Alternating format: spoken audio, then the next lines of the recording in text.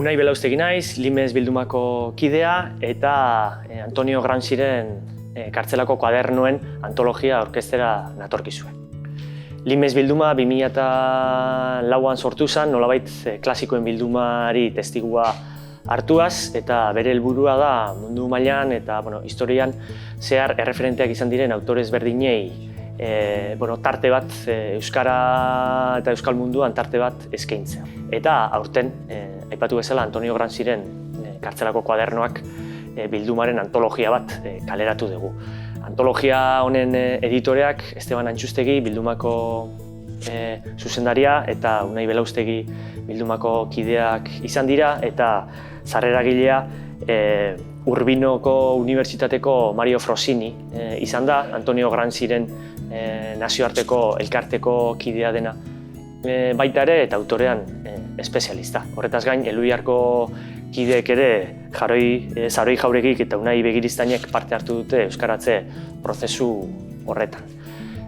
Kartzelako kuadernoak esan bezala Gramsciren ekarpenik nagusienetako bat dira. Antonio Gramsci lehenengo mundu gerra ostean Italiako Partido Komunista sortzen ibili zenetako kidetako bat izan zen, eta gero partidoko idazkari izendatu zuten, faxistek eurek kartzelan sartu zuten arte.